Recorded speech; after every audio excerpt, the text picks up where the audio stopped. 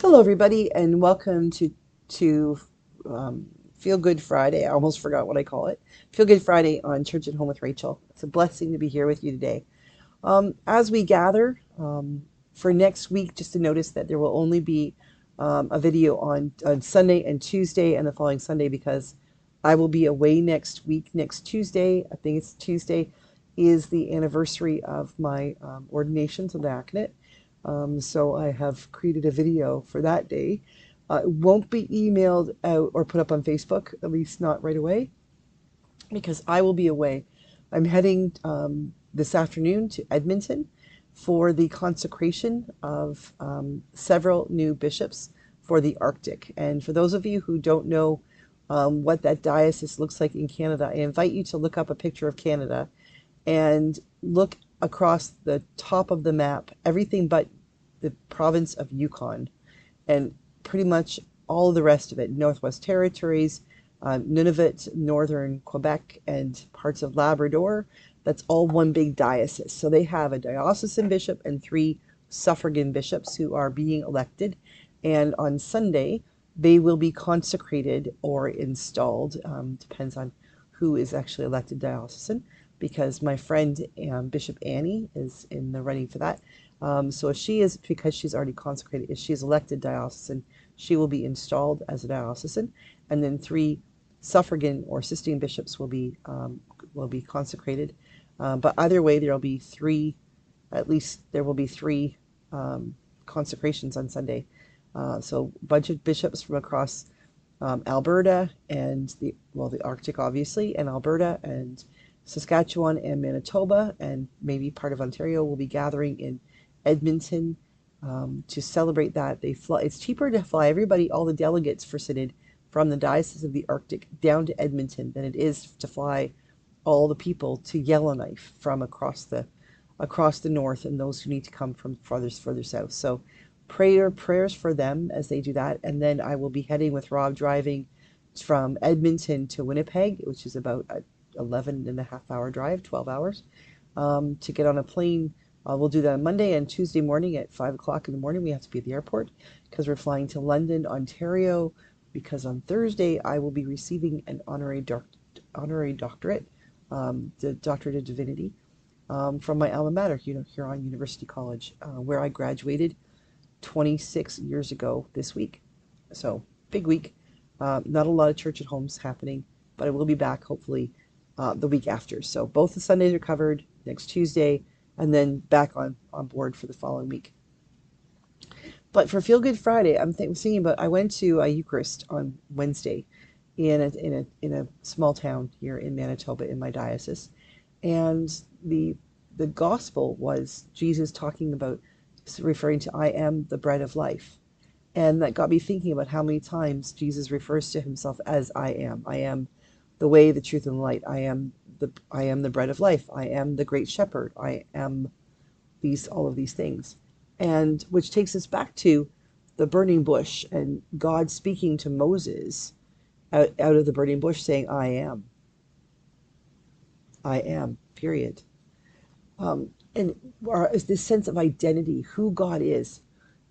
Sometimes we need to define things by the negative. So I am not this, I am not this, I am not this, because the who I am is so big.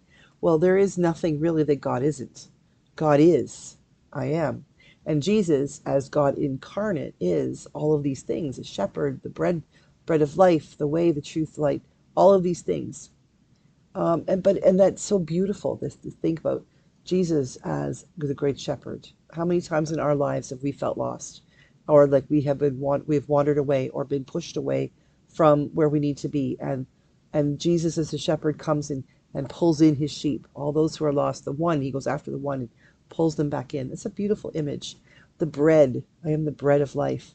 Think about what we need: bread and water. We need bread in our lives. Figuratively, we need food.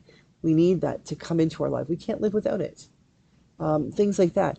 This idea of identity, and who we are as children of God, which made me, as I was driving home, takes about an hour to get from that small town back to Brandon. I'm driving along, beautiful, beautiful sunny day, big fluffy clouds, farmers out starting to do work here in the spring. All the trucks on the road and just things are going well. Got thinking about identity and who I am. I am Rachel. I am daughter of, I am sister of, I am wife of, I am deacon, priest, bishop of, all of these things. I am child of God. And realizing, like thinking back in the day, back in when you're, 10, 11 years old, you're reading things like Are You There, God? It's Me, Margaret, or Judy Blume, amazing book for a teenage girl, sort of beginning to think about what's going to happen as puberty hits and things like that. She has an equally really good book out for young boys called Then Again, Maybe I Won't. I think that's the one that's for boys. Could be wrong, but again, whichever one is for boys, the equivalent of Are You There, God? It's Me, Margaret is a powerful little book for young boys or for boys, young men. But thinking about all those sort of preteen books that talk about, standing in front of your mirror and the positive affirmations and saying, I am beautiful, I am amazing, I am smart. And just the other day came across something like that. A little girl, maybe 2.5, 3 years old, wearing like a little tiara and a tutu and a wand with a star on, and she's just singing, I am beautiful, I am amazing, I am, and it just makes your heart sing, realizing this little girl hasn't been told all the things that she's not yet.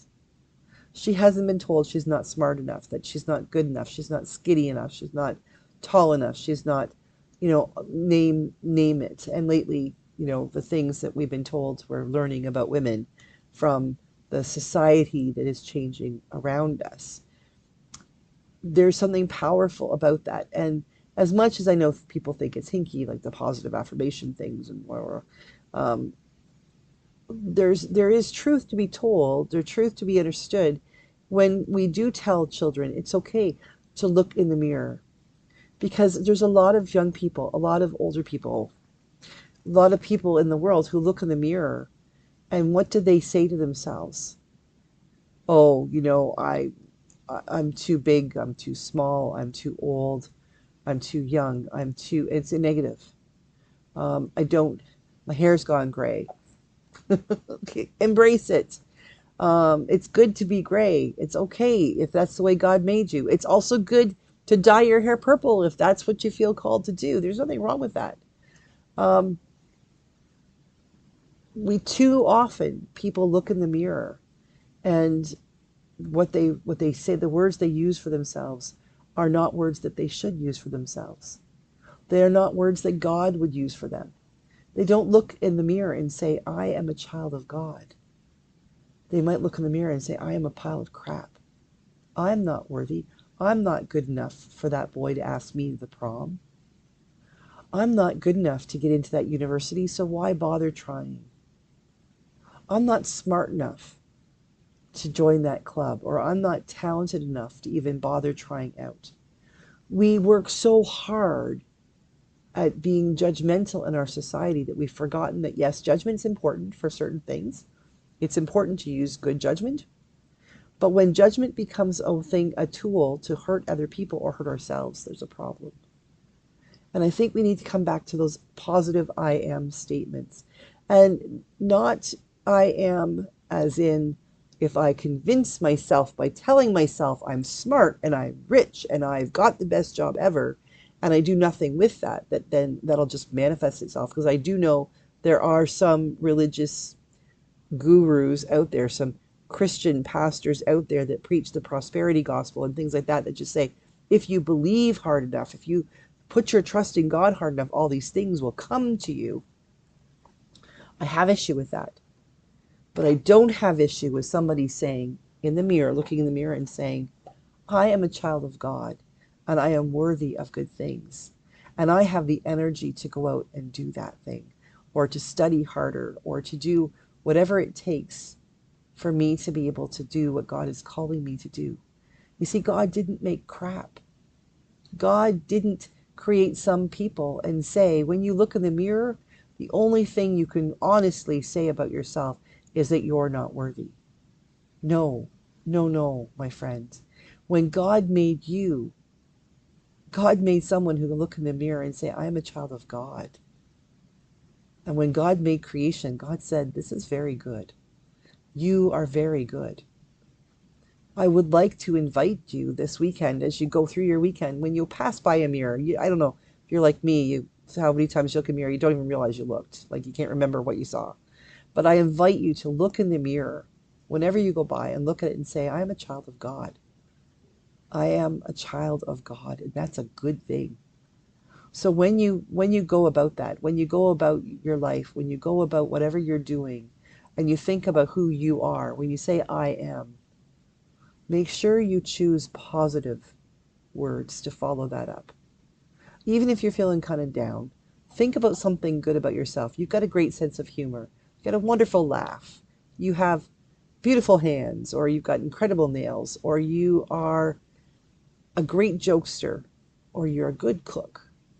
Think of something positive, and remember that God created you that you might reflect the goodness that God created in you. God created you to shine as you are. So when you walk past a mirror or when you see somebody else, remember in your head, whatever other things are floating around in there, push them out and say, I am a child of God. God said, I am. Jesus said, I am a shepherd, the great shepherd. I am the bread of life. I am the way. I am the truth. I am the light. And you can say, I am a child of all that. I am the great shepherd's child. I am the I am's child. I am created by I am. And I am created miracles. You, by the very essence and fact that you are a miracle. Own it. Have a great day. God bless. And I'll see you again soon at Church at Home with Rachel.